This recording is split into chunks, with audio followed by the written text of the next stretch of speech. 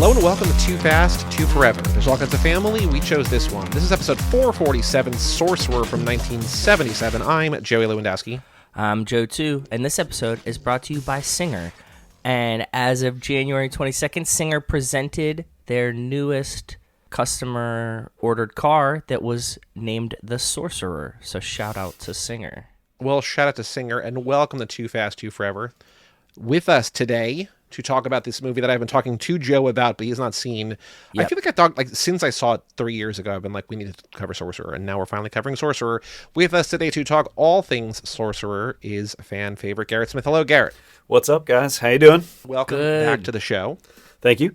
Happy to be here. You made it out of the jungle alive. Yes, I did. This was my second or third time watching this movie. I bought the Criterion 4K. Mm-hmm. Oh, nice. It was very wonderful. Yeah, this was a movie that was really hard to get your hands on for a long time, and then a year ago, Criterion's are going to put it out, and I'm like, oh, hell yeah. Directed by William Friedkin. I'm gonna talk a little bit. There's the making of this movie is as crazy as the movie.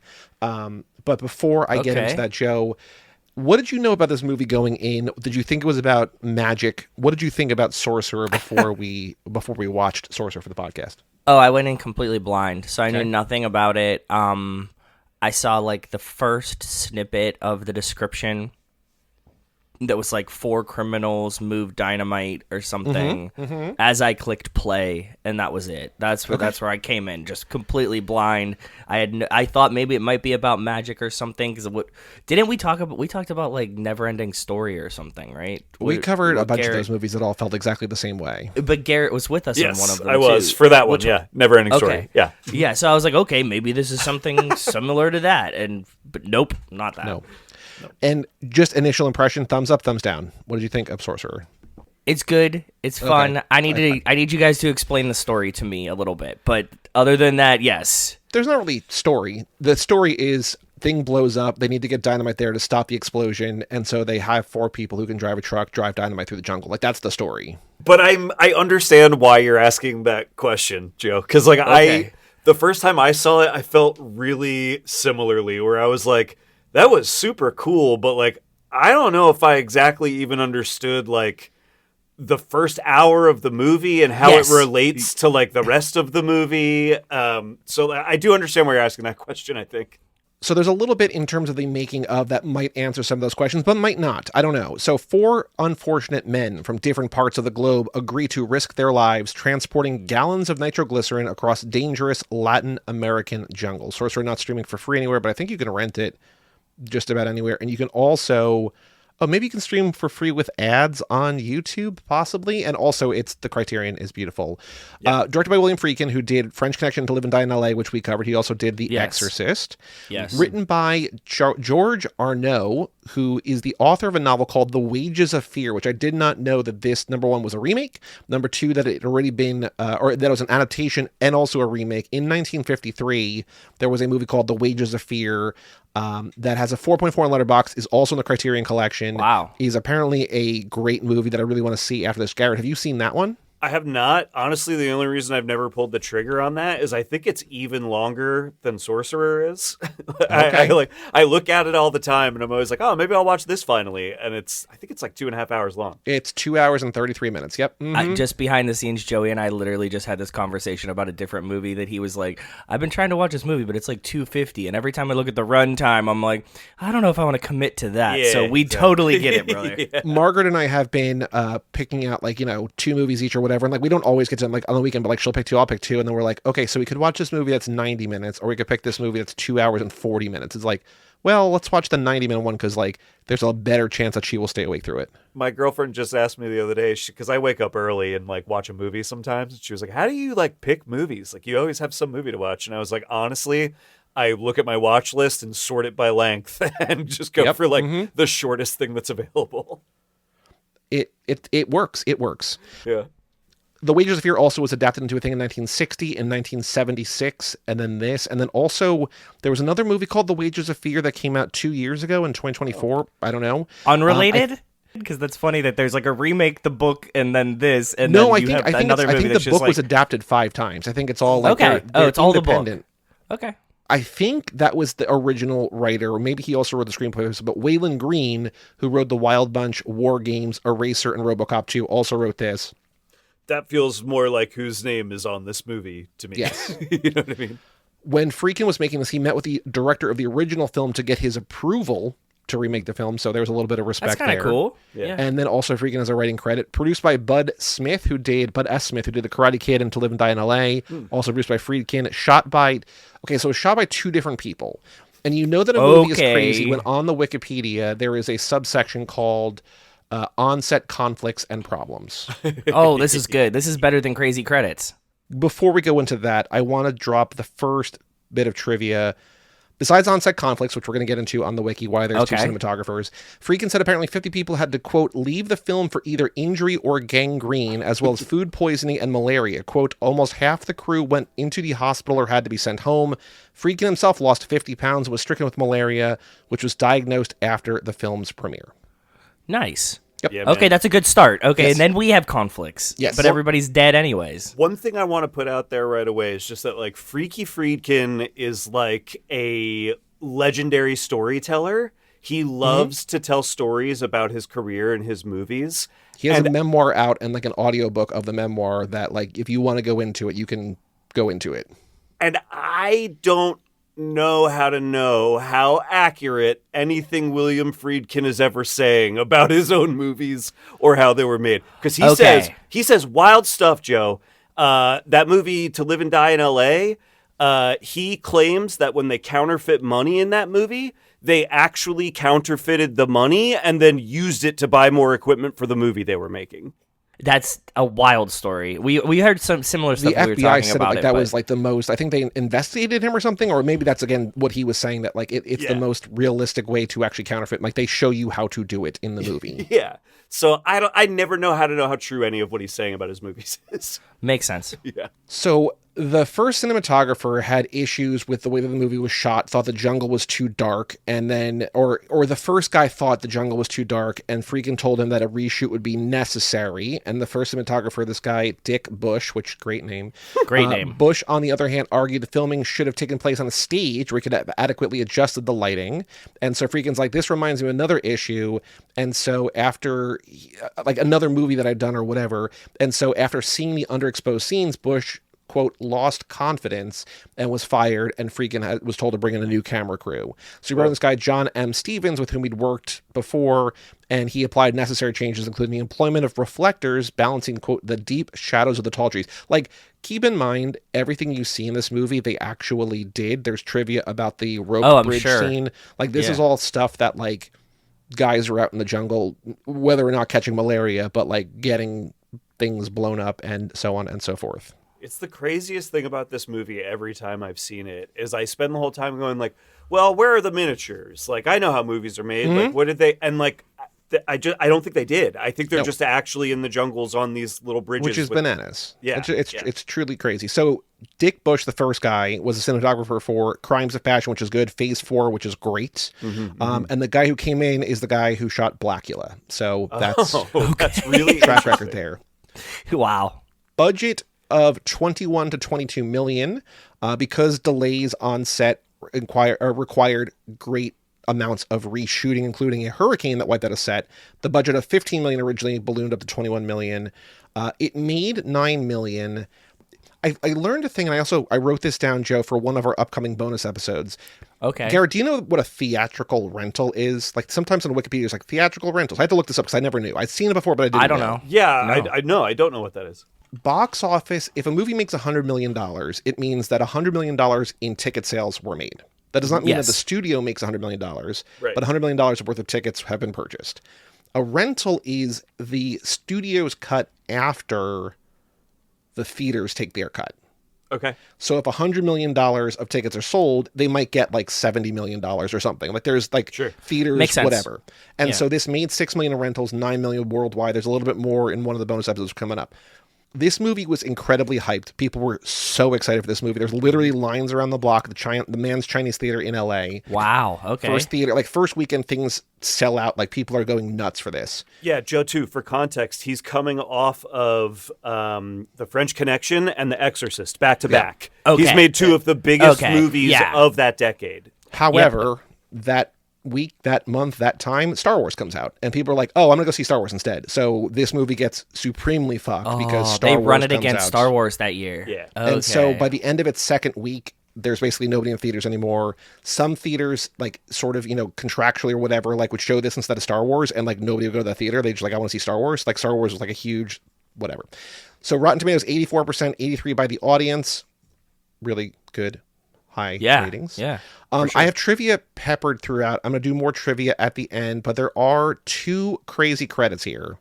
So at the end of the film, at the last of the credits roll up, the music fades away and is replaced by the sound of an idling truck. 17 up, 0 down. So, I mean, sure. Yeah. That's like one of those like aftercredits.com or whatever where it's like worth sticking around. People are just like, no, not worth sticking around. Truck and then noise. the other one is the only opening credits at the beginning of the film are the studio's names and the film's graffiti style font title. Although by the late 90s, it was quite common to not have credits at the beginning. For 1977, it was very unusual. 18 up, 2 down.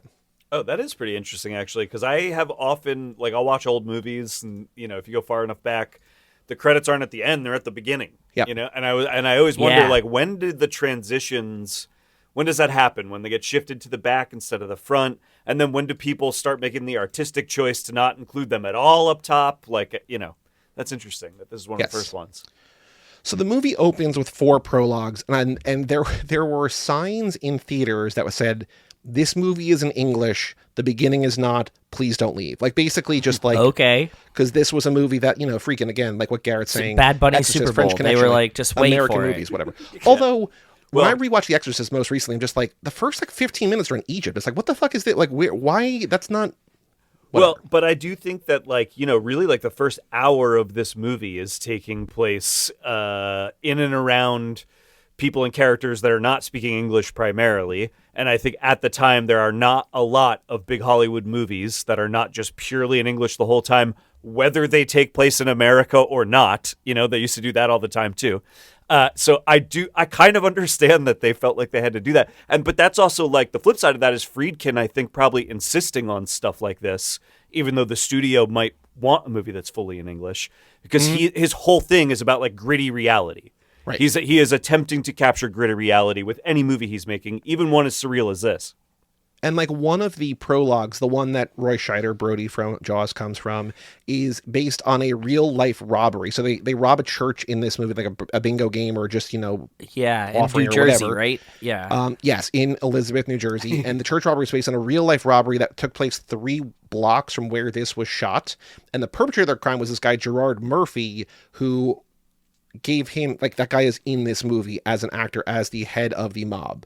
So the guy who did the crime is the one who is like, then he's like, that was my brother. Okay, cool. Oh, dude, wow. Friedkin and Michael Mann loved to do this. They would, like, interview people to get, because they wanted, like, an expert for like Thief. He would, like, talk to jewel thieves, and then he would just, if they were out of prison by that time, he would just cast them in the movie. Mm-hmm. It's great. It's great. And originally there was only going to be one prologue. It was going to be the church robbery thing. But they're like, well, if we do this, then we know who lives. If we only tell one guy's story, it's like the other 3 don't matter. So they did 4 different prologues. So like there's they're like, we need 45 minutes more of this to round it out. Yeah. I mean, I think what was funny was at least funny to me, the first one is like 8 seconds long. Just a guy shoots a guy and we cut away. And then there's like a 10-minute bomb scene in Jerusalem. It's like, what?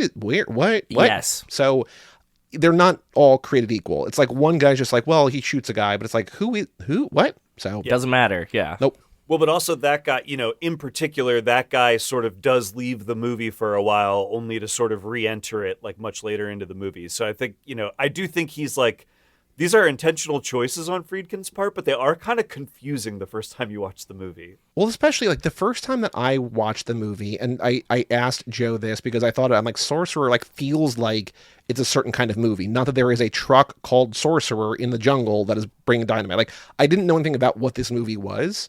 I just knew that it had a great reputation. But like a movie called Sorcerer, like, okay, so like there's going to be magic or something. It's like, well, no, we're going to open in Jerusalem with a bomb, and then we're going to go to Elizabeth, New Jersey. It's like, what? I don't know.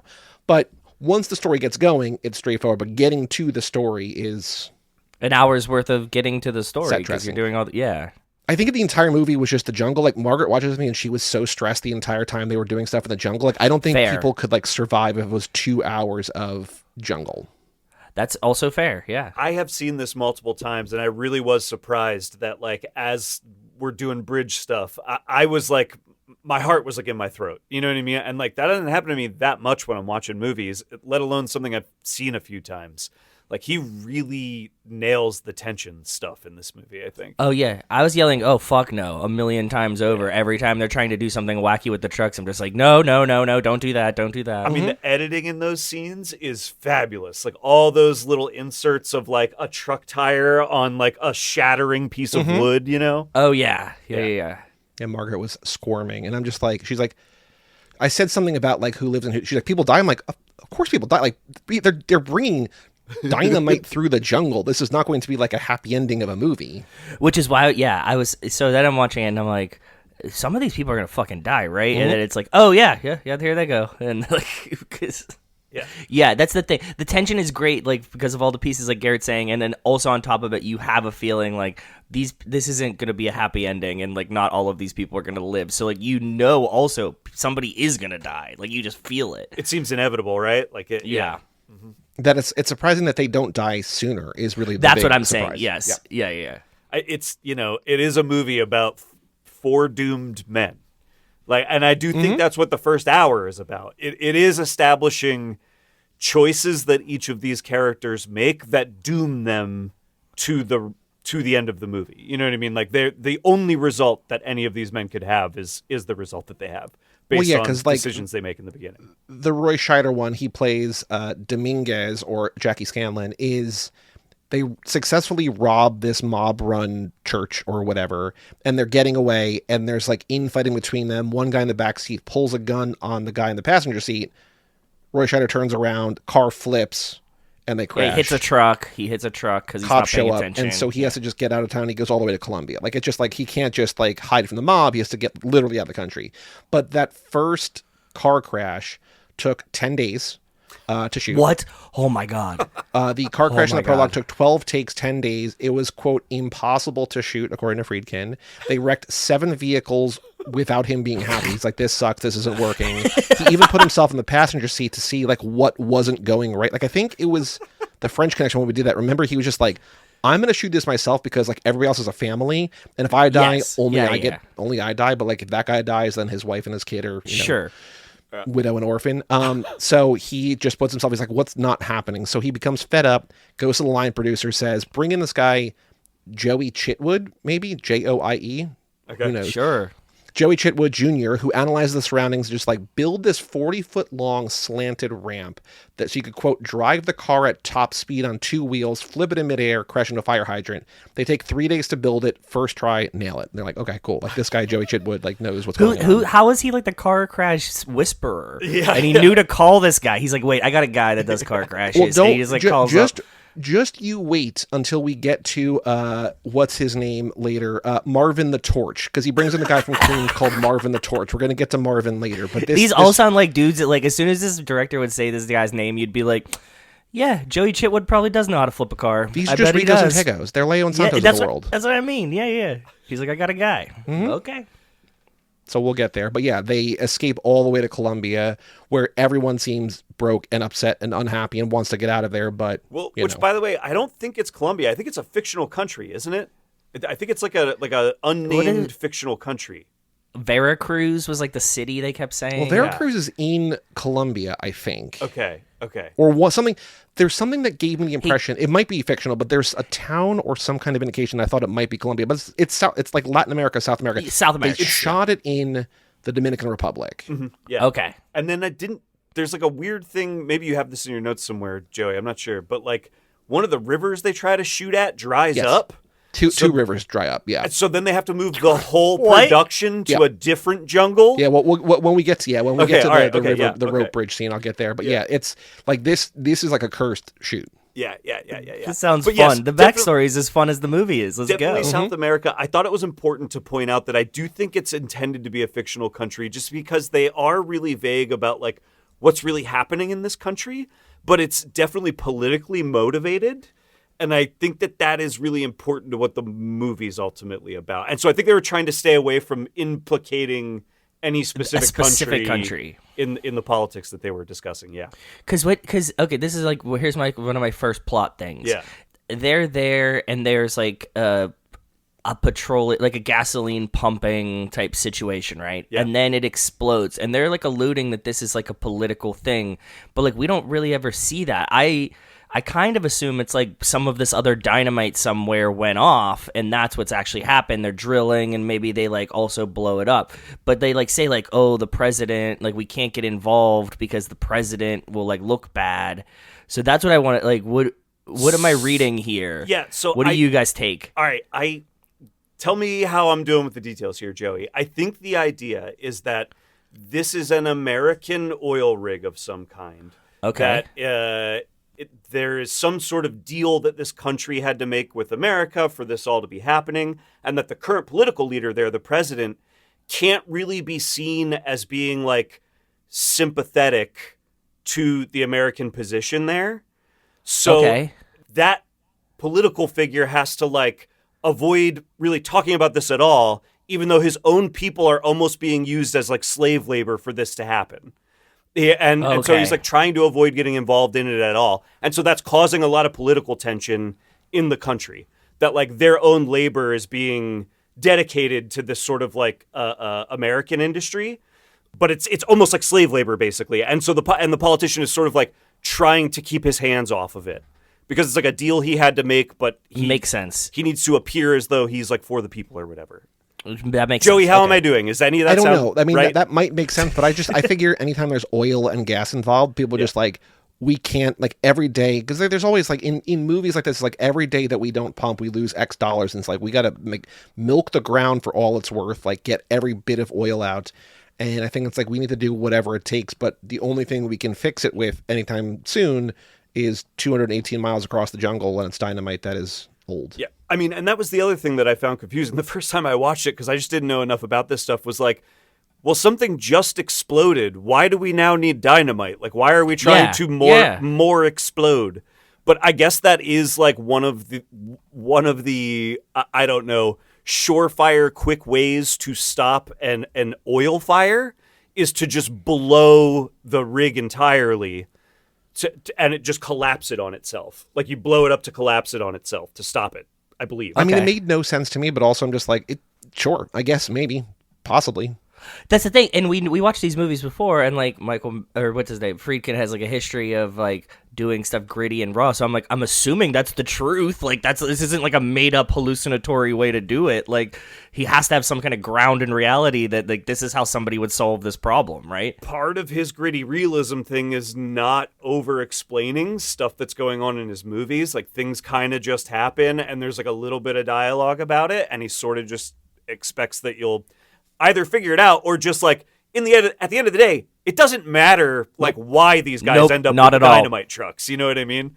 Like I do think it's like a lot of what the movie's about if you understand like why they have the dynamite trucks, but it truly doesn't matter to enjoying the movie, you know? And I think he knows that, so he doesn't like spend a ton of time explaining that stuff. I think it is, in Joe's defense, something he needs to be defended. Like, it is weird to be like, okay, this is a movie about guys bringing dynamite. It's just like, well, where's... Like, okay, this is like the initiative, but like I don't understand. Like, there's like just a lot of like build up. It's also you need to get to a point. It's almost like when I saw The Raid, and the first like 25 minutes or so of The Raid is kind of boring, and then like once The Raid starts, it's like, okay, this is going to be like an hour and a half of ass kicking. But like the first 25 minutes to be like, okay, here's a building and there's bad guys in the building, we just bring the cops in or whatever. Just like, okay, this one's a little bit longer, but also it's like once it gets going, it gets going. Yeah, and I do well. Yeah, let's go. Like, I want to talk more about the plot because I do have some ideas about how this stuff actually ties together. Well, before we get there, what do you think is weirder or more surprising, more jarring? A bartender who uses his shirt to wipe off utensils, or a cop who uses a pistol to open a bottle of Coke? I didn't even clock the bartender thing. I did clock the cop though. That was like, crazy. And then like hands it to him. Yeah, that's insane. I think that I love a good divey shitty bar, and that would be nerve-wracking for me if I saw both of those things happening. I would be like, I don't know if I should be in this one. Like this is probably not the bar for me. Do you think if only one or the other happened, you'd be like, I could stick it out? But it's the shirt with the silver. I'm like, I wasn't gonna eat here anyway. I think like, the that's cop fine. was in the police precinct when like Scheider gets arrested, and he's sure, just like, "Oh, you have no money, gotta get out of here." But like the guy just opens up the mini fridge in the precinct, takes out a Coke, like shoots or cocks the pistol or something. It doesn't shoot the pistol, but like he like does something to that, like, it extends the barrel, and then he uses the extended barrel to take the cap off the Coke. I'm just like, this seems crazy. This is Wild West shit. Yeah. So the oil refinery has an explosion into the oil. There's the bodies coming back. They are charred. There's a crisis in town. They have the dynamite, but it's too, like, this is, again, I don't know about dynamite, but they're like, it's too dry because all the explosive has seeped out to the bottom of the case. And so now there's just a bunch of like nitroglycerin in the bottom. Yeah. I guess so. But like what, so if the nitroglycerin drains to the bottom, does the stick matter at all? Is it just like extra explosive? Because like they take the liquid out, they put it on the ground, like it's like, the firecrackers, right? Like it goes off, but like, do you still need the sticks? Does anybody know? I don't know for sure, but I'm question. assuming that I think that you do need the sticks in the nitroglycerin's like the ignition. And they're just like, we have a ton of ignition and this is very volatile. And then it's like spread in the sticks that's my guess. And they, what they want us to believe in the movie, and I don't know anything about dynamite in real life, is that like nitroglycerin on its own, like outside of the casing, is so volatile that it just needs like a bump and it just ignites. And so, but I do think the stick would matter then, right? Because the nitroglycerin isn't necessarily what explodes. It's just like the ignition for explosion. Right. Yeah. That's what I was thinking too, just guessing. Because they only need like one case of it, and they're transporting 6 cases because they're like, one of these trucks is going to blow up. Like we need to separate these and like divide and conquer. Yeah. This was stuff that I didn't even catch until this watch. I don't know how much of this you guys picked up on, but they explain that like, I guess the dynamite is supposed to be rotated like a couple of times every day in order to keep the nitroglycerin from sweating out. And they say something like these boxes have been sitting still for like 9 months or something like that. Yeah. So they haven't been rotated. It's all leaked out. And then, the other thing is that like at some point Scheider realizes like, you don't need all this dynamite to do what you're trying to do. So the fact that you're making us drive 2 trucks means you expect one of these trucks not to make it. Yeah. Like one of these trucks is like a backup truck, basically. And so even though we know, because like the movie sets up a few things like concretely, it's like to get out of town, you basically need like 1,000 pesos, and like nobody has 1,000 pesos. Like people like I say that for an entire year, and I have like 100 pesos. Like it's never going to get out.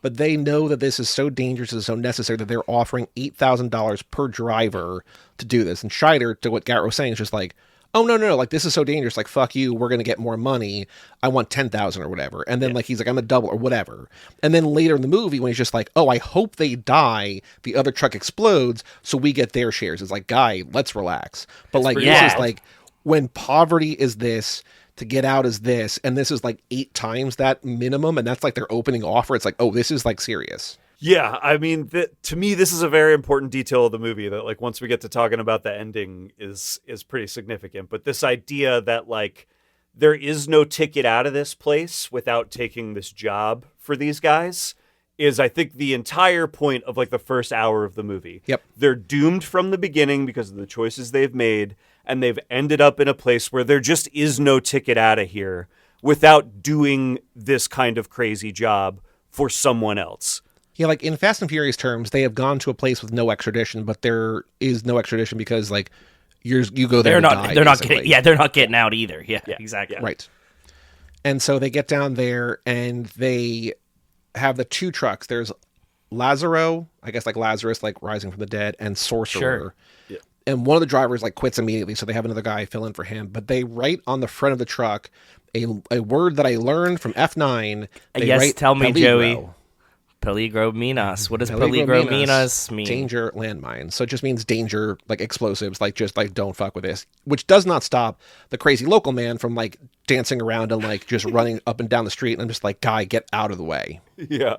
Yeah, there's a lot of crazy locals in this movie, I think. Are we at the truck building sequence at this point, right? Is that the wrenching scene? Let's talk about it. Yeah. Dude, it's very Fast and the Furious, right? Very much. And like it's also like this movie, you've been watching like basically 45 minutes of like pretty like political heavy stuff.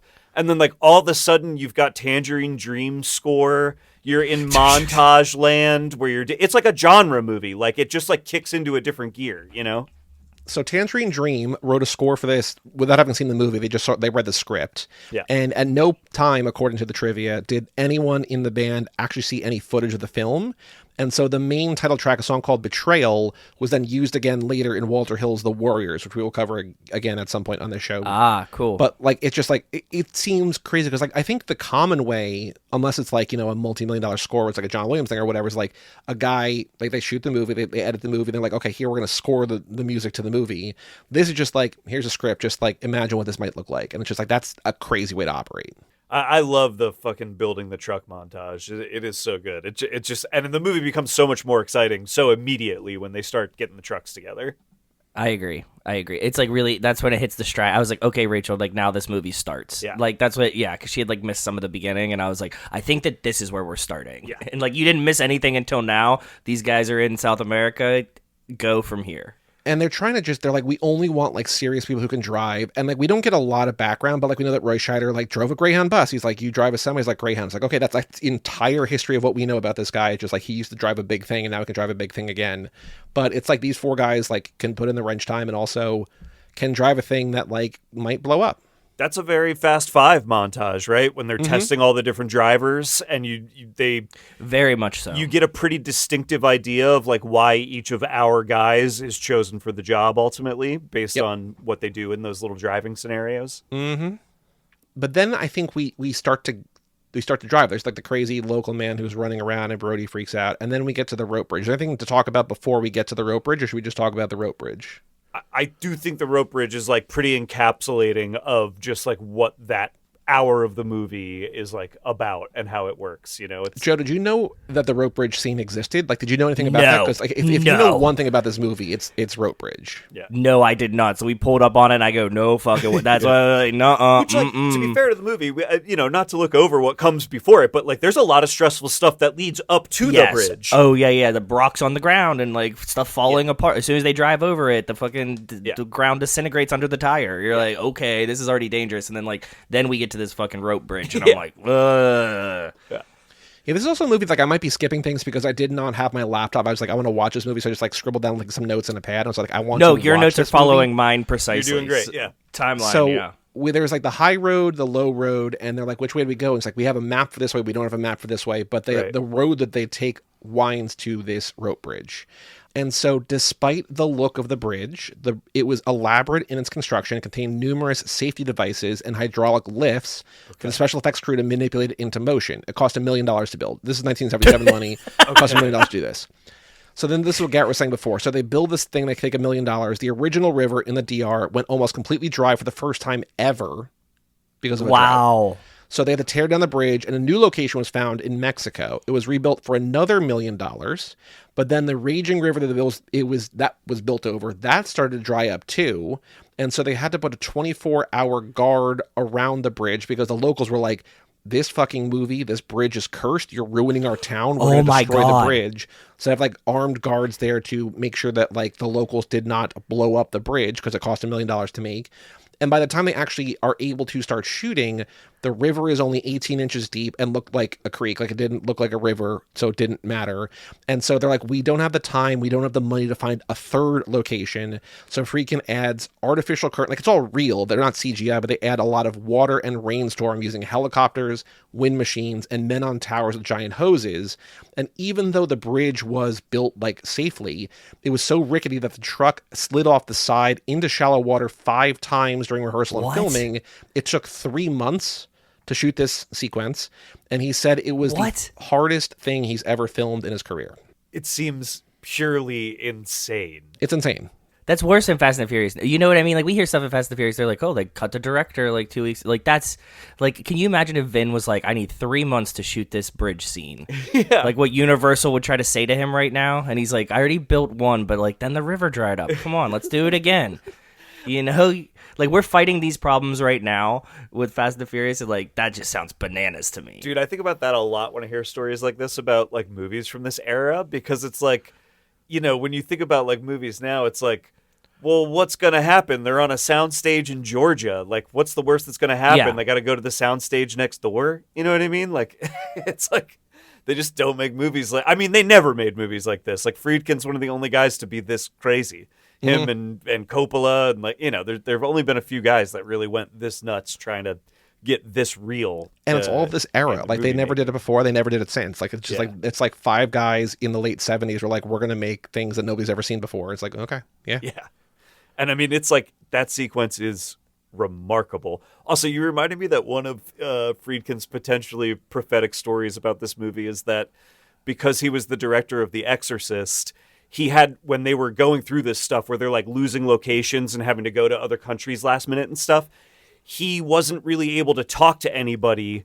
Like, every time they would go to a town and he would try to talk to somebody about like, all right, we need this, that, or the other thing, they wouldn't talk to him because he's cursed. He made that cursed movie, The Exorcist, and they don't want to talk to him. Oh, God. He claimed that he had all this extra trouble trying to get things done because everybody thought he was cursed. He also tells a story, and whether it's true or not, who knows, but apparently at one point, like, local cops came up, were just like, all these guys in your crew, like X number of people, they're all like, they have illegal drugs on them. We arrest all of them. And so they had to like rehire a bunch of the crew because like a lot of the locals got popped for having drugs, and they just like, you know, the set got busted. Yeah. So, you know. This is fun. This is a really fun movie. Oh, yeah. While they are trying to cross the bridge, like roughly, generally speaking, the first truck, Brody's truck, gets across easily-ish, kind of, sort of. Easily-ish. Right. Yeah, considering we the expect difficulty. it bad. Yes. Yeah. But the second one, the bridge starts collapsing because like it has deteriorated from the first truck driving across. One guy falls through the rope bridge, almost gets run over. Like, not the French young guy, but guy. the fourth guy. Yeah. Trees are roaring down the river, just like big bushes, whatever, hitting into the truck. They're like taking a little like knife and just Machete. like cutting the tree and the bush back as much as possible.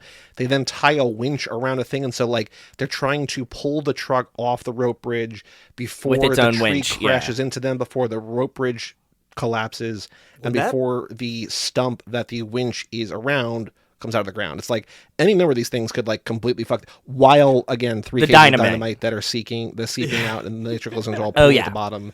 Dude, is right there. When that like huge branch just like comes out of nowhere and collides with them, that like the way that's edited, and you don't realize, like, it just kind of comes out of nowhere and like it enters the frame. Like, that shit is so good. That is so stressful.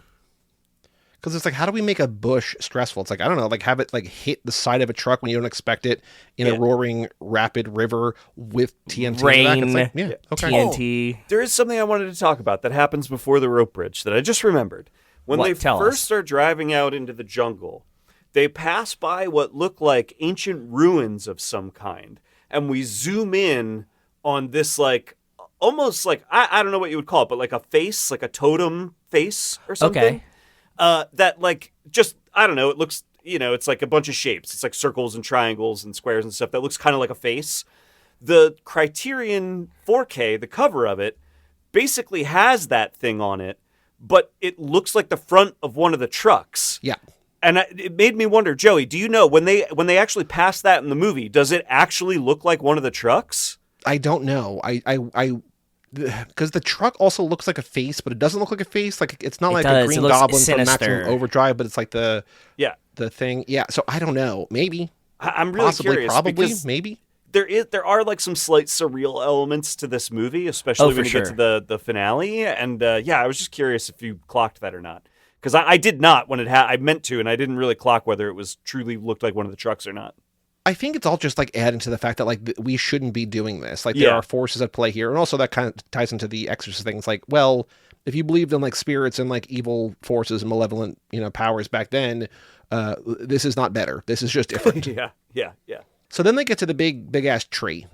They just can't get around it. You can't go over it. You can't go around it, and so they have to blow it up because they have dynamite. They're like, we might as well do this. This part fucks so hard. And it's so crazy that you finally, like, you have to watch 2 trucks get over that bridge, right? Like, when you get to the second truck, I was like, oh my God, right, there's a whole second truck that has to do this. Same. And then when they finally get over and immediately the tree is in the way, it's like, this is fucked. This is so ridiculous. Go home. Yes. I thought so many times, I'm like, I'm just leaving this fucking truck in the middle of the jungle and I'm just walking back. Yeah. Like, I'm over it. Yeah. Way done. Well, it feels, at the very end when Roy Scheider carries the thing for who, like, it just feels like at some point, maybe just do that. Like, it seems maybe easier to just hoof it through the jungle for 218 miles than it is to drive this truck through the jungle for 218 miles. Yeah. So they get to this big ass tree and they MacGyver a really cool booby trap, which is super cool. Really cool. I also shout out to the pit when because like we watched the pit and then we watched this. And so the pit mentions MacGyver and the 2 young doctors are like, is there a Dr. MacGyver who works here? I'm like, Margaret, do you know who MacGyver is? She's like,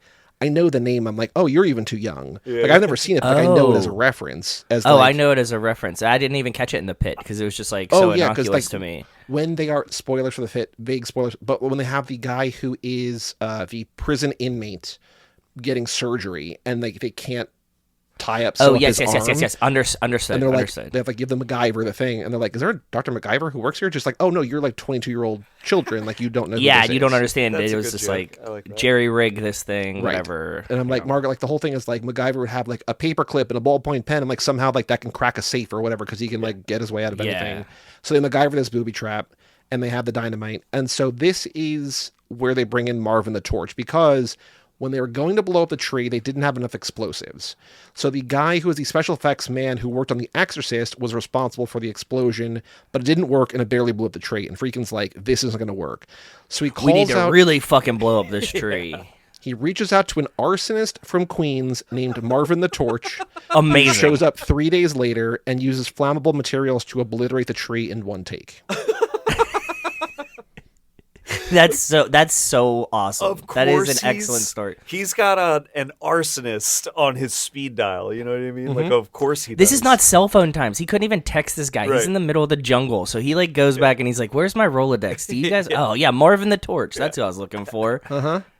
And like calls a bar in Queens that has to find him then to get him there. That's why it took 3 days, right? They're like looking for Marvin the Torch. He's like thinking people are like hot on him in the street, and it's just like Friedkin calling him, being like, "Hey, can you come blow up this tree for me, bud?" And he showed up with nothing and got there and was like, "Oh yeah, well hold on, let me ask this guy over here. I'm gonna need that thing that you have. I'll need this thing that you have." And he just like actually jerry rigged an explosion.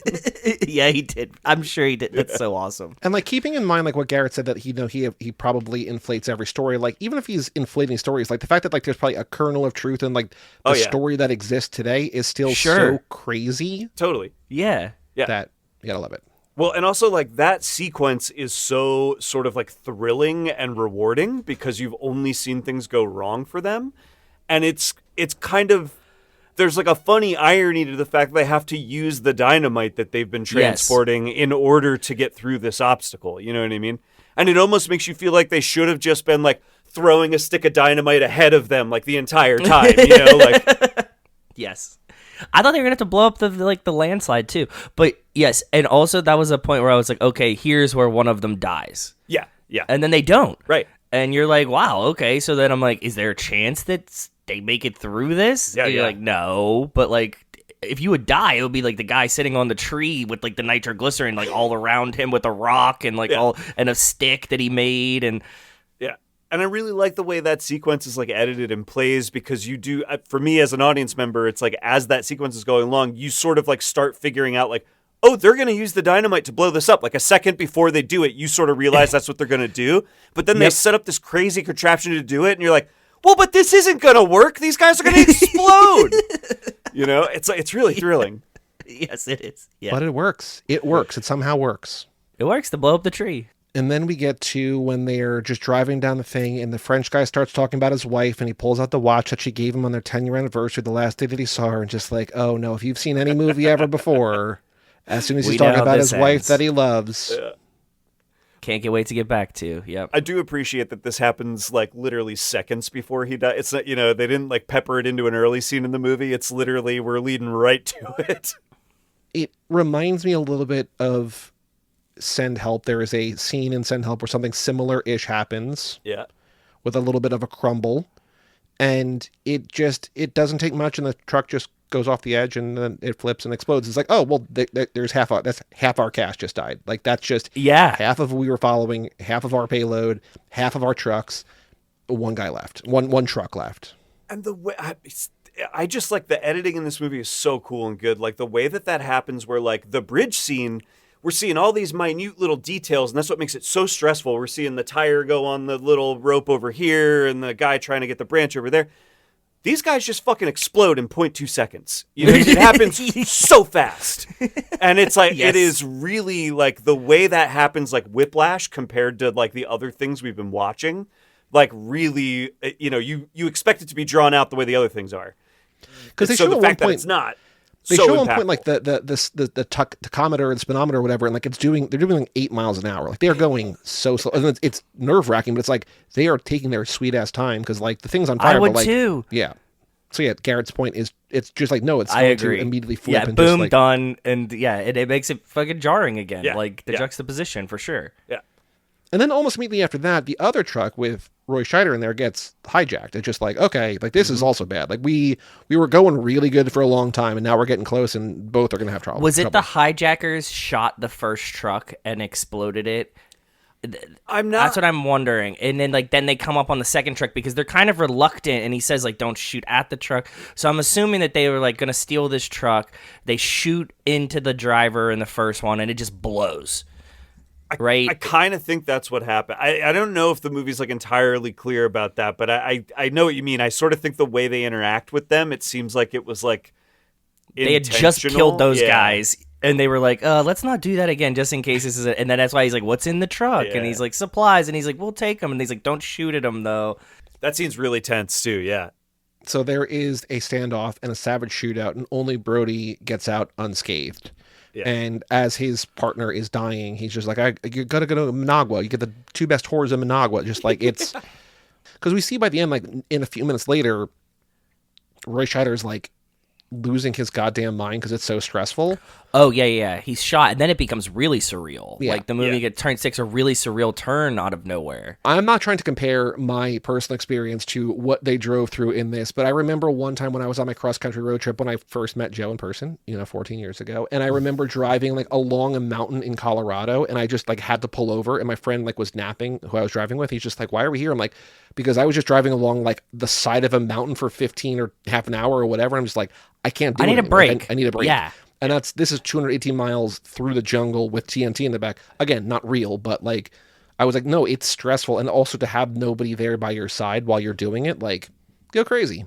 Well, and I think it's important that leading up to this, the first truck blows up, and Roy Scheider's reaction to that is like, great, I get double the money now. Yep. Like, he's like, he's sort of revealed to be callous in that way, right? And then as the other guy is dying, I get the distinct impression that he's like, he's not going to he's not going to like rub it in this dying guy's face, but he's like, all right, great. That's like all proceeds go to moi. You know what I mean? Like, yep. But then, once that guy is gone and he's truly alone in this wilderness with nothing but a truck full of dynamite and just a trail of dead bodies, and all that it amounts to is this pile of money that he supposedly will get at the other side of this, he's losing his goddamn mind. Like, we watch a guy like totally unravel, seemingly not just because of the stress of like the job, but the results of his actions that even put him in this position, and the callous way that he's been trying to maneuver through it, Mm-hmm. Like, he's seeing things. Like, he is hallucinating, which is not where you want to be mentally and or now physically. You've been up for like 3 days, and you like been stress maxed, like is fully the whole time juiced. You're gonna eventually like melt, you know. Like, he needs to either sleep or like finish this, and those are your two options. And we don't really see him sleep, but the truck does run out of gas, and he decides to carry it the last leg of the journey. And I'm like, that feels like the wrong time to do it after what we literally just saw you not seeing, right? Like, where it's... But he wobbles his way to where we see a fire, and we're like, I guess he made it. A couple important details, Joey, about like where he ends up there. He's that landscape that he's driving through when he's alone before he abandons the truck is so different than where they have been. I think in fact it's just a totally different location. That was shot in like New Mexico or something. Okay. So it's like, that it looks like an alien landscape compared to like the jungle that he's been in, right? It really evokes this sort of like supernatural plane or something. I didn't even know if it was real or not. Right. Like, you don't even know if it's his hallucinations of Right. where he is versus it looking this so different, Yeah. right? Because it's like very circular and like pillory And and sort of all like this salt weird flatsy, right? Where it's Yeah. like salt flats, quartz Yep. quarry or something. I like, love yeah. that, man. I think that is such a cool, interesting decision to like just go to a totally different location that is incongruous to where you've been, so that it really feels like disjointed, but we're supposed to think it's the same. I love it. I think that is so interesting. And then the other thing is he starts repeating what is basically the refrain of the movie. He starts saying, "Where am I going? Where am I going?" And he repeats it like 3 different times.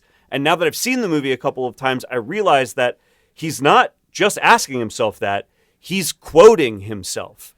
Earlier in the movie, in his introduction scene, after the accident, he meets with this guy and he's like, "Hey, Yes. what's going on?" Yep. And the Yep. guy's like, and I think we're supposed to think the guy is either from the mob that he stole from, or maybe the mob that he works for and was stealing for. It's like a little unclear to me. But he's like, that guy's like, "You got to go, dude. Like, you have no options. You have to get out of here." And he's like, "Well, where am I going?" And then we cut to where he ends up without really ever getting a name or anything. So where am I going is something this character is asking from the moment he makes his bad choice early in the movie, right? Mm-hmm. And it haunts him all the way through the movie to the very end, where he literally doesn't know where he's going anymore. He's got a truck full of dynamite and doesn't know why he's there, what he's doing. I think that's like the whole movie. It's so crazy. Yeah. Yeah. Because Yeah. we get to what you were about to say, Joey, is we get to him walking the dynamite to the destination, this, I get the oil refinery, right? And delivers the payload. What happens? He delivers the payload. They're like, "Great, thank you." And then he's supposed to get a pile of money so he can get out of the country. But we see who I think is the mob from the beginning Yes. of the movie show up and walk into the bar. a $40,000 check, Yes. which I think probably would work, but it's also like, I don't know, like people there need cash. Like they're not going to smuggle you Right. out. He's got to cash a check now. Yeah, Like, how's he which going to do seems that? Impossible. Yeah. But before he does anything with it, he decides to dance, and he just like, he still feels like delirious. He's haunted by like what he's seen and what he's done, and maybe, what we've been saying all episode long, that he wanted the guys that he was with to die, and then they died, and maybe he thinks that like he killed them. Like it was 4 guys in the car. I'm actually just realizing this now. 4 guys in the car. He's the only one who ostensibly got out, right? And 4 guys here in 2 cars. He's the only one who got out, and he keeps like being the lone survivor of like horrible tragedies, life of crime, whatever. Yeah. Does one dance at the end, and then at the end, church guys show up, and we zoom out, and apparently this is a feature on the Criterion disc. I did not watch it, but in an interview with Nicholas Winding Refn, the guy who did Drive, Friedkin confirms that Scanlon does indeed get murdered by the mob boss at the end. So like they come in and they shoot him and they kill him, and like That he makes does not sense escape. to me, because I think that's what this movie is about, right? Like, these guys are doomed by the decisions they make in the beginning. They basically end up in hell. Like, I think the surreal elements of the trip are meant to make us think like they're in hell, and they think they can get a ticket out of hell, but there is no ticket out of hell. Right. Once you're there, you're there. And so like, it is inevitable that he's going to get killed by the mob at the end. I don't see any other way for this movie to end, even though it doesn't specifically show us that. Makes sense. Yep. Like, because there's no ticket out of hell. And not only that, where am I going? Where am I going? Where's he going? Like, what is this all amounting to? Like, what was the point of all of this? The only thing that happens at the end of the movie, the only thing that is accomplished, is the capitalist machine gets to keep moving. Yep. He helped them solve their oil rig problem so that they can keep basically stealing oil from this country and keep the machine rolling. And also that $40,000 check will never be cashed because he died, and so they literally paid nothing for him to do the work. Yeah, the only thing it amounts to is just the continuing, economic march of imperial capitalism, basically, right? It's like that's the only thing that's accomplished in the end. And it's this idea that, like, I don't know, can you buy your way out of that? No, you can't. They're just going to throw you into the fucking machine. They're just they're gonna use it to eat you up, you know? Yeah, that's crazy. Mm-hmm. Sad. And that's Sorcerer. I have some more trivia, but Joe, any other notes, any other thoughts, any other reactions to Sorcerer that you did not get out in this episode? We got a nice shot of a baby's wiener. We did. And I just want to confirm that, yes, lobsters do need cold water to taste good. Like South American lobsters are not as good. And I've said this before. Eat the cold water lobsters. They're much better. I did not know this. Helpful information. Mm-hmm.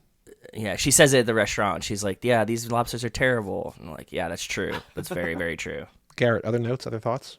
Okay, well, I have thoughts about, I have Fast and Furious thoughts about Sorcerer. Go for it. Sure. Okay, so I was thinking a lot about how this movie is kind of similar, or it would be more appropriate to say the fourth Fast and Furious movie is pretty similar to this movie. Stealing oil in the DR. Yep. Mm-hmm. Well, and also, like, it's literally about, like, all of our family, they're now on the other side of the law, and they have to go hide out, you know, in a country in South America, and then try and do a deal to buy their way out, right? Like, it's almost the plot of this movie. Yeah, it's very, very similar. Yeah. And on top of all the other shit of, like, Peligros Minas and the wrenching. And then, so that got me thinking, we now know the title of Fast X2 is going to be Fast Forever. Yep. Yes. And our last Fast movie, Fast X, was sort of a sequel to Fast 5. Yes. Could Fast Forever end up being a sort of light Fast 4 sequel, a Fast and Furious sequel? It was a Interesting. relatively inexpensive movie to shoot, so That's maybe. what I'm thinking, Joey. That's where my head's at, because we got to get them, we got to pare this down a little bit. Could we find everybody on the other side of the law again, having to hide out somewhere? Mexico and LA is close. Mm-hmm. 9 is a little bit of a redux of Tokyo Drift because Jocelyn comes back. They bring the Tokyo Drift guys back. So 9 is 3, 10 is 5, 11 could be 4, or 11 could be 7. Yeah. But probably not. Yeah. I mean, because you guys were talking about this recently, and I did think it was interesting that, like, if we're going to pare it back, like, one of the things that has to mean is paring back the cast in some way. Yep. Some way. I don't know how, but yeah. So I don't know if it's a Fast and Furious sequel in that sense, where we everybody's on the other side of the law again, or by everybody, I might just mean the Torettos specifically. Mm-hmm. And we get just the Torettos kind of hiding out somewhere. And then they have to be rescued by the rest of the cast in just the last scene of the movie. Do you know what I mean? Like, we kind of keep everybody else to cameos that are just there for a rescue in the end. I think, like, we have been pitching for years that something like the end of Endgame, where everyone shows up in cars at the end to do whatever. And yes, you would get them for a scene, as opposed to, like, when Infinity War ends, it's like, oh, we're back to our original 6 Avengers. Like, I'm sure Endgame costs more than Infinity War, but it's like, instead of paying 20 actors for an entire movie, you pay 6 actors for an entire movie, and then you pay a bunch of actors for, like, a couple of days or whatever, right? So it's got to be something like that, right? This movie got my wheels turning on that specifically, like how they're going to accomplish that, and that seems like a way to try and do it. Could be. No, it's a good theory. I go back and forth. I can't tell how they're going to tell the story with limited characters versus knowing that they're not going to pay all the characters that they want to use. So I don't know. It'll be interesting. Gonna be interesting. Yeah. It will, bud. It would be crazy if it was truly a Sorcerer remake, though, right? If, like, for some reason it was Dom Toretto having to, like, drive dynamite across the jungle. Like, we took a real left turn, and the way to make the movie small was, like, focus it on just Dom and this, like, weird little mission he gets put on. Yeah. No, I don't think they could do that. I mean, they remade this book 4 times or 5 times already. What's the 6th time? You know what I mean? Like, just... I think if you comment the title of this book on Vin's Instagram enough, it might come true. The Wages of Fear. Yeah. The Wages just of keep Fast. saying it. Yeah. William Friedkin died in 2023, but this was the only movie of his that he said he could watch because it came out almost exactly as he intended, so it was his favorite film of his. Oh, wow. Apparently, interesting. Stephen King is on record saying this is his favorite film, and Tarantino, of course, has said that this is one of his favorite movies, too. Sure, yeah. Originally, Friedkin wanted another guy close to this podcast's heart, Steve McQueen, to star in the film, and he accepted the part, but he's like, I want my wife at the time, Ally McGraw, to also be in the movie, like, and be a co-starring role, and Friedkin's like, no. So, there's no women in this movie. No. So McQueen drops out, and then Friedkin later said he regretted not letting that all happen. Oh, that's interesting. Because apparently he also said, and I don't have a copy down here, Scheider was kind of an asshole because he's coming off of Jaws and he's just like, I just made Jaws, motherfucker. Yeah. Like, what's up? And even though he said that this made Jaws look like a picnic because he said like this was like a nightmare to shoot and everybody was upset and it was so dangerous and whatever. But apparently he was also like an asshole, like big dick in it on set because he had just come off Jaws. And so I'm sure not only that, but also like having Steve McQueen in your movie is like, well, that seems like a better way that you could have gone about it. But like, I love Roy Scheider, so I don't know. I like him. I could not imagine that guy would have been an asshole on set, right? Like he doesn't have the face for it. But when you said that, I was more shocked to hear that than of anything else. He also, by the end of this movie, like my only review on Letterboxd, what I wrote down in my notes is that by the end, like when he's dirty, he looks like Indiana Jones, like a thin, like gaunt kind of Indiana Jones, where he's got the hat, he's got the shirt, and he's got like the same kind of like middle of his chest exposed, and just like. Yeah, I don't know. So he's like, I'm gonna look like Raiders, which comes out in a few years. I'm just off Jaws, like I'm Spielberg all over the place. But could have been Steve McQueen. He also wanted to get, instead of Steve McQueen, Clint Eastwood or Jack Nicholson, but they're both like, I don't want to go to like I want to stay here. Like I don't want to travel over there and do this whole thing over there. He also approached Robert Mitchum for the role, but he said, even though Mitchum appreciated the script, he declined, saying, quote, "Why would I want to go to Ecuador for 2 or 3 months to fall out of a truck? I can do that outside my house." Dude, well played, sir. I love Mitchum. That guy's amazing. Oh, he also, I did see the thing that he said Roy Scheider was the worst casting he ever made, even though he's a good actor who did a great job, because, quote, he's only interesting as a second or third banana. He's not a star. Whoa. What a shot. He must have been a dick on set, right? To give him like one of those. Also, they had worked together before this. Scheider is the second banana in French Connection. Yeah. Yeah, you're right. Yep. So it is interesting that he must have had a good enough experience with him on that movie to have cast him in this one, only for, I guess, to have a pretty bad one with him on this one. I mean, you look at Jaws and like there's 3 guys there, but like he's the star of Jaws. Like he is 100%. The guy. Yeah. And so, like, you can't say that he doesn't work as a star of a movie because, like, he's the star of, like, one of the best movies that's ever been made. Yeah. But I also understand, like, if you're like, hey, he's one of 3 guys here. But also here, he's kind of one of 4 guys. Yeah. It's kind of your fault if you're not, like, putting him in an ensemble here if that's what you like about him. I think he's great in this. He's really good. I think he's great in it. I thought he was really, really good in this. He always surprises me when, like, I only think of him as Jaws, but then like as I'm watching all of these other movies, I'm like, holy shit, you were killing it, bud. Like he was doing really good for a while there. Yeah. And then the only other trivia that I have is that Friedkin, unsurprisingly to no one based on everything we've said over the last hour, routinely clashed with Paramount while making the movie. Everyone said his ego was, quote, out of control and didn't want the studio to say any notes or give him any notes. He'd throw executives off the set, and after poor test screenings was like, okay, you're going to pay me to shoot the entire thing again, as opposed to just doing like, some reshoots or whatever. And they're like, no, you're not doing that. We're actually, you know what? We're actually not going to promote the movie at all. We're not going to market the movie. Like, you've ruined this for us. And so they kind of tanked their own movie because he was like, an egotist. But now the movie is beloved. It's not like, Exorcist levels or French Connection levels, but like Sorcerer's got like a following. It's beloved. I don't know if you guys have ever seen this clip, but from some, interview that he gave later in life, there's a really funny clip, and I cannot remember the exact context, but he's like arguing with the studio head about something, and he says to the studio head, "I don't give a flying fuck through a rolling donut." One of my favorite clips of a director ever. I don't give a flying fuck through a rolling donut. I also sent Garrett a video that Criterion posted this week because this month, one of their, like, on the channel is a thing all about stunts. And so they were talking specifically about To Live and Die in LA, and they had finished filming that movie. I don't remember if we talked about this on that episode because that was forever ago, and I don't remember what we talked about last week, let alone 3-4 years ago, whatever. True. But that was probably during COVID, so that might have been 6 years ago. But they filmed the entire movie. They're like, we don't have a car chase. And so they spent this time and this money or whatever to shoot this car chase in To Live and Die in LA. And the guy talks about like working with Friedkin or whatever, but he said, Friedkin said to me, if this is not better than the one in French Connection, we're not using it. So like they spent like a month doing this thing. It's just like, it better be better than the one that's like the greatest car chase ever, because like if it's not, fuck, we're not using it. So that's such a crazy bar to clear. But like, hey, if it's not better than the best thing that's ever been put on camera, like we're not going to use it. Yeah. By the way, I do think he achieved that. I love To Live and Die in LA. That's like probably my favorite Such a good movie, and that car chase is awesome. I've been meaning to rewatch that since we watched it for this podcast. I've only seen it once, and I love it. So it's great. Probably this year. But let's watch the trailer for Sorcerer. This is a full 2-minute and 59-second trailer posted by Space Hunter M. Don't know who this is, but this is the U.S. theatrical trailer, 1080p, for Sorcerer from 1977. Let me know when you guys have it queued up. Ready to roll. I'm queued and ready to roll, bud. All right. 3, 2, 1, play. I assume this is the real trailer, but I don't know. 1971. It's definitely got a vibe. Friedkin directed The French Connection. Oh, yeah, it does. It received 5 Academy Awards, including Okay. Best Picture of the Year.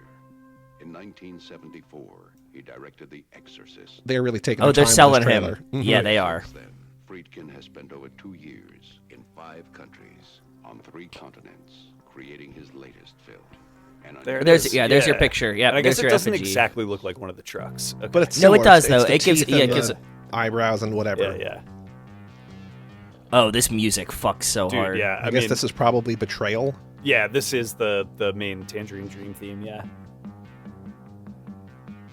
Oh, this looks so gritty, too. This is a great trailer so far. Yeah. I love this French guy's face. He's got such Yep. an interesting face. Yeah. I do like that he sees his friend kill himself or whatever. Just like, I better get out. Like, if this guy just killed himself, like, I I gotta just get run. out. Yeah. I know. I really like that guy's story is like so different than the other ones, and Yes. the way it sort of then aligns his crime with theirs in that way. It's kind of cool. So they spent the first like almost half of this trailer just setting up the prologues. It's just like the movie. Mm-hmm. Yeah, you're right. Yeah. Just like the movie. I'm actually gonna download this and just like have a nice rip of this trailer because this is cool. It sets such a mood. Like to me, it's like I'm watching this trailer and I'm like, I don't know why this wasn't a huge movie. Like this looks very exciting and interesting. Oh, yeah. 4 men condemned by their past, robbed of their future, trapped in a life that was also a death.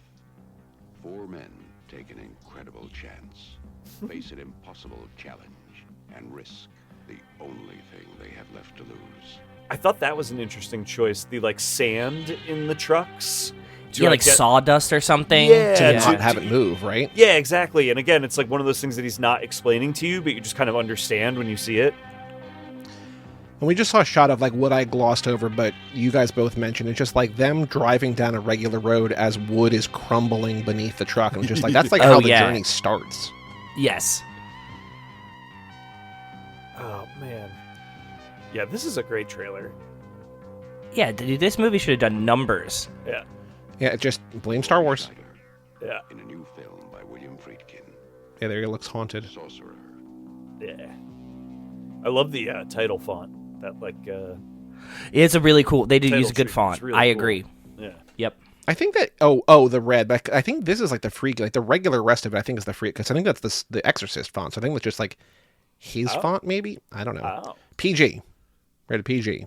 So No way. well, there's no PG-13 back then. I guess it wasn't bad enough to get R. So Okay. I'm terrible with ratings of films, and that would just like surprise us. didn't happen to like 83, 84, 85 because of Nancy Reagan or whatever. Right? Ghostbusters It was and Oh. Poltergeist and Gremlins. Yeah, there was a couple movies, Temple of Doom, Gremlin. There were We're a on the couple movies cusp, that we're came just out like, right yeah. in a row. Mhm. That they were like, ooh, these are pushing the boundaries of what we think Yep. kids should be able to just walk up and buy a ticket Yep. for. Makes sense. Okay. All right, so the Letterboxd game, for reference sake, Mad Max Fury Road has been seen. Joe, we've not done this in a little while. It's up to 3 million people. Whoa. Are they rounding up? They're Wow. rounding up, but they round up from 2,985 to 3 million. So Mad Max Fury Road, congratulations, you're in the 3 million. Congratulations. Unofficially. Yeah. Sorcerer from 1977, directed by William Friedkin, starring Roy Scheider, as you just saw in the trailer, has been seen by how many people? I will say to you both that Margaret is on Letterboxd now. She has no friends who have seen this movie, or maybe one person other than me who has seen this movie. I've got like 40 boys who have seen this movie. You know what I mean? Like there's a difference in terms of like Yes. where you exist on Letterboxd. And she's like, I wonder if anybody I know has seen this. And she's like, no. I'm like, oh, I have all the boys, all my homies have given this 5 stars. It's just like all these guys are just like, this is an incredible movie. Anyway, But to your Sorcerer. point earlier, Joey, this was very unavailatable for a long time. This it is a was hard very movie to unavailable. watch. Now it's finally Yeah. back, and still not like stream. Like it's not on the Criterion channel. It's Right. not even on. We're nowhere. You have Yeah. to pay. Maybe YouTube with ads. I don't know. But Joe, Garrett, how many people have seen Sorcerer? Do you want me to go first? Yeah, go ahead, Joey. I like when you set the bar. I think that with it being Friedkin and it being a cult classic now in Criterion, but I think the lack of streaming took me down a little bit. I want to start at 125,000 people. I'm always so glad that you set the bar because I was going to go straight for $500,000. Let's do 250K. Somewhere in between those two numbers, between 125 My and first real 250. guess was 178. I'll bring mine down to 200. Well, Joe's first real guess, he would have been wrong, Price is Right style, but it was 176, 175. Oh, Joe, you were right there. Literally in my head, I had 178, and then you said about the streaming thing, and I toned it down. You can say that, but like also, it wasn't your first guess. No, it wasn't. But I've been on record fucking nailing it too. So just to say, not too far off there. How many of those for a wild-ass 176,000 game. people have it in their top 4 favorite films? Average rating of 4.3, most common a 4, then a 4.5, then a 5. The top 4, it's old, right? So It's old, from 1977. It's almost 50 years old. Next year it'll be 50 years old. I feel like I see this in top 4s a lot, but like you said, that might just be because of the corner of Letterboxd I'm on. Yeah, I don't know if you saw, but Joe, during the Super Bowl, they were wearing the USA 250 patch and they were wearing the Sorcerer 49 patch. Like they were the two patches. Like they're both like celebrating anniversaries this year. what? What? I'm just joking, but they I know, I on the was Super Bowl like, jerseys what? they had the USA 250, Yeah, but they also have Sorcerer 49 because it's turning 49 this year.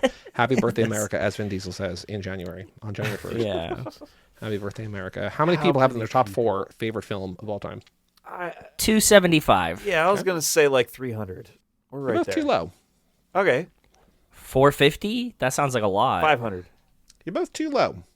Wow. 783, and that's my last guess. Give me 1,000, baby. You're both too low. Whoa. Really? All right, 5,000. Joe, one more guess. Yeah, 2,700. 3,300 people have this the top That's 4 insane. favorite films That's of an all That time. is bananas a lot. number. That's a lot. We are going to go to Olmo 0LM0. I did not go very far because it alphabetical by handle. I'm just like, this is fine. I'm not going to go through 3,300 people. This incredible movie, Olmo says, and his green hypnotic heart and the poor soul it crushes. I read that right, but I need to read that again because it doesn't make any sense. This incredible movie and his green hypnotic heart and the poor souls it crushes. It's very scary and one of those movies that makes me wonder how were they able to create these scenes. In my head, it happens in the same world as The Exorcist, and these giant trucks are full of raw demonic power. Also, my dad says the old one's better. 4 stars. Okay. Shout out, Dad. Yeah. Shout out, Dad. But almost third favorite movie, then we gave it 4 stars, is Sorcerer. Numbers 1, 2, and 4 are all, I would say, boy movies. Number 4 we have covered on the podcast. Number 1 won Best Picture. And number 2 I've never seen. It's one of my big oversights. So do you want to guess Best Picture winner, one we did for the podcast, or one I have not seen? Which one do you want to guess You first? pick. Start where you want to start, bud. Give me Best I'm gonna let you Picture guys winner. pick. Best Picture winner. Okay. What is... It's not French Connection. Like, it's not that direct of a connect here. Also, we covered that, so it wouldn't be... Like, we've not covered this one for the podcast. But what is a very boy Best Picture winner in terms of, like, ones that boys be like, that's a really cool movie? Which I agree. Like, this movie's incredible. I'm not trying to downplay it. But in terms of, like, Best Picture winners that, like, you know, bros who Are love for Sorcerer, boys. would also love. I feel like I'm wrong that this is a Best Picture winner. Is it The Departed? That did win Best Picture. You are That's not a really good right, guess. but you were 1 year off. Oh. Departed, I think, was 2006. Right. That was like Hurt Locker, I think a year after before that. I think that was 2008, maybe, which is another boy movie. Yeah, so what's the one before it, Garrett? You Well, have to help me. Crash is somewhere in here, which is what That my was brain keeps 2005. going to, and it's not Crash. It's not Crash. It's the other 2005. We're direction. dancing all I around know. it. What- We had 06. What is 06's? What is it? It's not because Pan's Labyrinth didn't win, right? And No. neither did yeah, what is it? It's not Zodiac. What won Best Picture? Butterfly Effect. I will say it was a little, not controversial, but like people were not thrilled, even though I think this movie rules. Give me something else. We're so close. We're like dancing all around it, bud. Okay, so here, just make sure. So yeah, 2005, Crash won Best Picture. 2006, The Departed won Best Picture. 2007 is the one you're trying to guess. 2008, Hurt Locker was 2009. 2008, just to go the other way, was Slumdog Millionaire, which I loved at the time, but now feels like a crazy Best Picture winner. Like that feels so like nothing, but maybe, I don't know. Yeah. 2007, 5 great movies that year. Yeah. Back when the Oscars meant something. Is it No Country for Old Men? No Country for Old Men. Yeah. Yeah, that's awesome. And there you people go. were pissed that There Will Be Blood did not win. Right. Yes. There Will Be Blood was like on the tip of my tongue, but I knew that was not the winner that year. Yeah. So also nominated that year were Atonement, Juno, and Michael Clayton. But No Country for Old Men is a very like, boy, like, I love it when he kills the guy with the cow thing. It's like, yeah. Yeah. I mean, that was a banger year, dude. That was like one of the best years of my lifetime, I think, movie-wise. So No Country number 1, Sorcerer number 3. Do you want to guess the one that I have not seen, or do you want to guess the one that we have covered? Have covered. Yeah, Go there next. Joe, this is one of your, I would say, probably favorite movies that we've covered for the podcast. Not a Fast and Furious movie. This is a movie that Garrett gave 5 stars to on Letterboxd, Hell yeah, which is not altogether too common.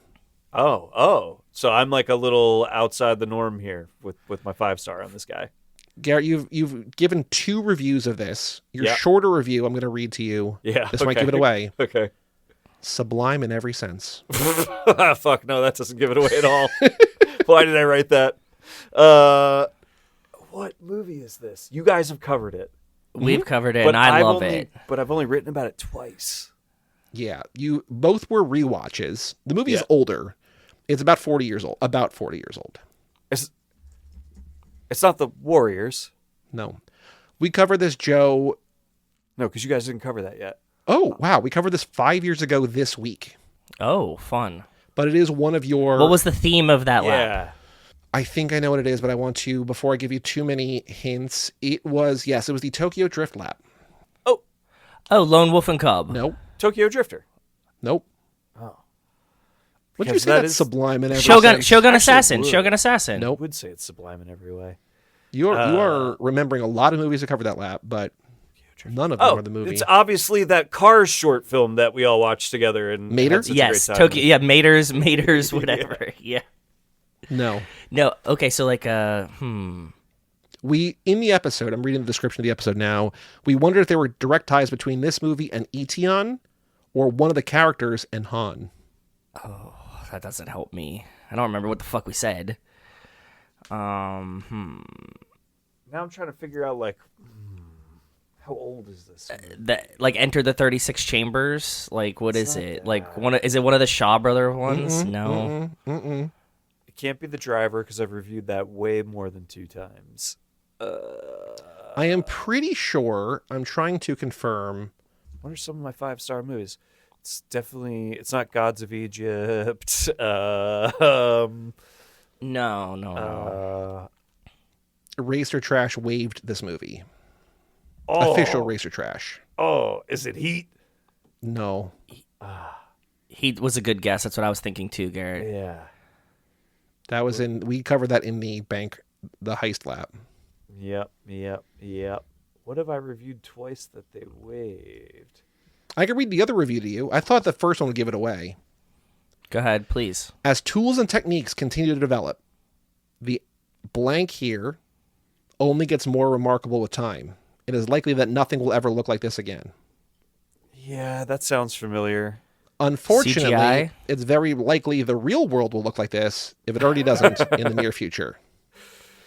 There are lessons in this movie we have yet to learn, and that makes it more relevant than ever. Yeah, what is this? I recognize Garrett, all of that. you watched this 3.5 months ago. Like, this was not that long ago. I know. I recognize all of that.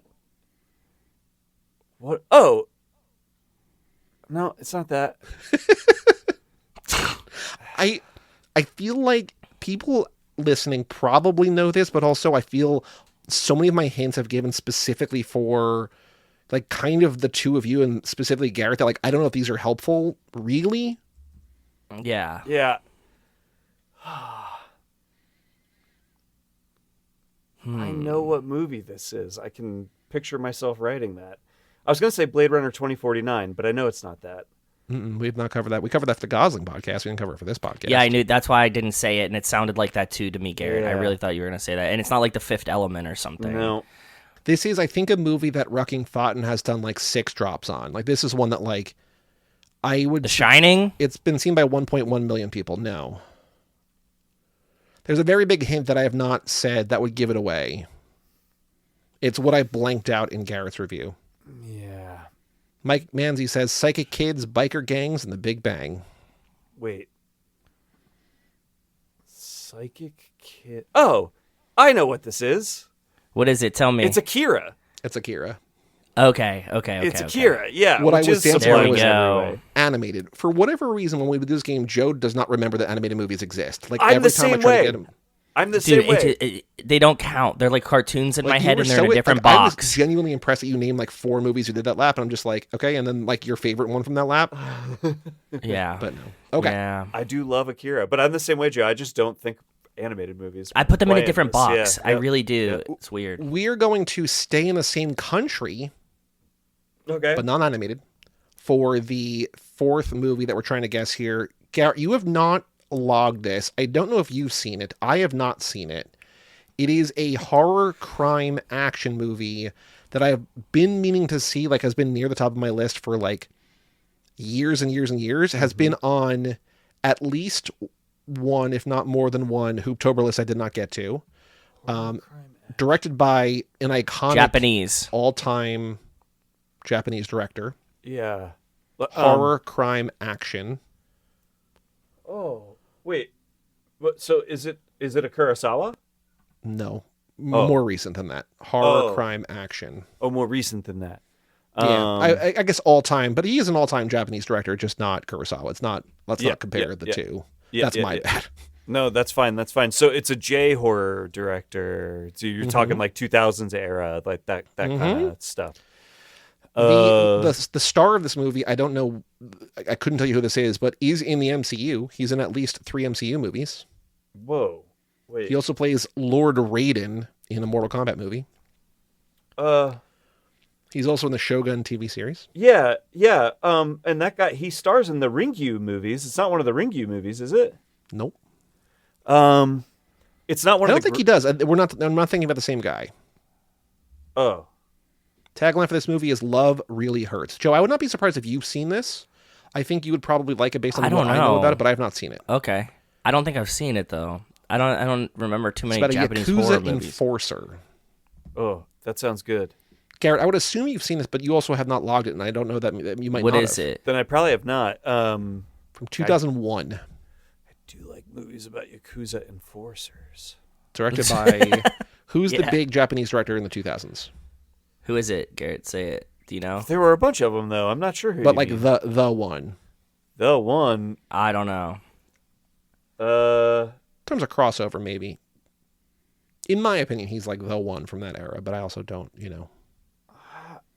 Yeah, I'm not sure who you mean, because like... Takashi Miike. Oh, is that who you mean? Okay, I Yes. actually was wondering if that's who it was. Okay, Yes. Okay, I need to be thinking about a different set of movies then. Is it One Missed Call? Nope. What? Bigger movie than that. One Missed Call is his 7th most popular. That's not a movie that I know. This one is... I think this one is known, like really well known. You have logged One Missed Call. Yeah. Oh, right. Yeah. You have not logged this one. One Missed Call was good, I think. Because I watched a bunch of these like in a row, like a few years ago. So I hate when I do that to myself. I'm like, oh, this is so great, and then they're all just they're one all thing kind of my in a head. mishmash in my brain. Like I think Yep. I've seen Pulse, but I'm not sure. I think I've seen Ringu. I know I've seen a couple of the Grudge movies. It's not one of the Ju-on movies. No, I don't think there's a sequel to this. I think this is just a one-off standalone movie. That is not true. There is an episode 0 and an Origin that came out. Of course there is. Why not? Why would there not Sure. be? Yeah. That sounds right. Tagline is "Love Really Hurts." Yeah, Love Really Hurts. Wait, I kind of think I know what this is. What was this? I think it's very popular. Yeah. I haven't seen it though, so I can't give you any hints. God. I feel like 3, I know this title. 2. Something Exposure? No. Love Exposure? No. Yeah. Go ahead. What is it? Ichi the Killer. Oh. Yeah, you know I don't what? know if I've seen that or I not. watched the first like 5 or 10 minutes of this movie like 25 years ago, and it was at that time so disturbing to me that I was like, nope, no, eject, goodbye, not finishing this. I have been meaning to see this probably, like, no joke, for 20 years, and I probably have been like really meaning to see it for 5 years, and I just never think to watch it. So, Yeah. Ichi the Killer. So Olmo's top 4 are No Country, Ichi the Killer, Sorcerer, and Akira. Boy Fascinating. That's a movies. pretty good top. Yeah. Yeah, boy movie top 4 Yeah. for sure. Our next episode is A Life in the Fast Lane, so get your emails in. But Garrett, thank you so much for joining us. Always, for brother. Dabbling in the jungles of made-up country, fictional country. Very Tom Cruise of him to not name a country. Don't get anybody mad. What would you like people to know about you? Is there anywhere you can be found online? You are on the Discord, which is very exciting. People should join the Discord if they're not there. But anything you want people to know, where you can be followed, what you're doing, et cetera, et cetera. I like to movie. I like to movies still exists, I think. Okay. I think it still exists. Dan Scully is still out there hosting that podcast with somebody, I think. Not me, though.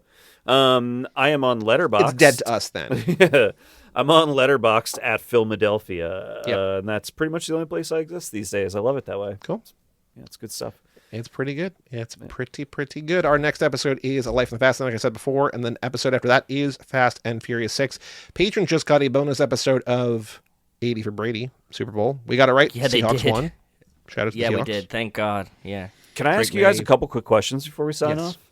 Have you guys What? covered the original Gone in 60 Seconds movie yet? Yes. Okay, I need to go back and listen to that episode. I just watched it this week. That was a fascinating movie. And we also watched the original Fast and the Furious, too. Oh, I've never seen Which that. The original they've The Italian swapped. Job. Oh, yeah, sorry. Yeah, the Italian Job. The original The Italian Job have not yet is watched- Gone in 60 Seconds, and the original Gone in 60 Seconds is the Italian We have Interesting. Job. not yet watched They've, the Roger Corman Fast and Furious. Okay, That's we right. will. Sorry. Yeah, definitely. Have you guys seen Ferrari, the Michael Mann movie? Yes, we also covered that for the podcast. Yeah. I did. I think we did, right? I think we did. Okay. And Ford versus Ferrari, but Ferrari as well with No, Adam we did not cover Driver. that for the podcast because I think we have seen it. No, we did. Just kidding. We did. That came out Yeah. Did you guys 2 like years that ago, movie? almost this week. Because I did. I just watched it and really liked it, but I feel like it was like totally ignored when it came out. I forget. It was running against something else at the time, Garrett. Yeah. I feel like that's what it was like hindered by. But yeah, it was a really good. I liked that a and lot. like it's long, but it's beautiful, Yeah. and like even Shailene the Clay Eater is pretty good in that one. I like her too. The racing was like proper dangerous in that movie. It was like real scary. It was cool. Oh, because we just fucking saw a movie or a show that had the driver from that is an actor in the movie, and I don't know what it was, and we just saw it. Maybe like something we just watched. Yeah. Oh, the secret agent, I think, is in that. I think the secret agent, he's the driver that the Ferrari calls to drive. Yeah. Is in the secret agent. Okay. That's what it was. Cool. Yeah, I liked that actor a lot. He was good in that. It came out Christmas of 23. It made. I don't know why it's not showing up here. Was Oh, it just I guess- like an okay. Apple release? No, it was in theaters. No, it was in Okay. theaters. It was Yeah, in theaters. but I didn't see it in theaters. Also in theaters but- at that time was Wonka and Aquaman and Lost Kingdom and The Color Purple and The Boys in the Boat and The Iron Wonka Claw. probably blew that shit out of the water, right? That movie was, I think, was I don't pretty know if it popular, was wasn't that. it? Wonka in its third week made 22 million. It made 4 the week before, where it maybe made 2, but Box Office Mojo is not really showing me. Wonka made 18 million. Aquaman made 27. So it did not do well. I think it's also like, I don't know. I don't think that like that kind of movie really has the juice that people expect it to have. Yeah. Absolutely not. Yeah. And but like that was one of the things I liked so much about it. I was like, oh my god, I haven't seen a movie like this in like so long. Like I'm watching a proper movie by a proper movie director. Yes. Like Yeah. it really had that feeling. Yeah. Yeah. No, we liked it too. I liked it. Okay.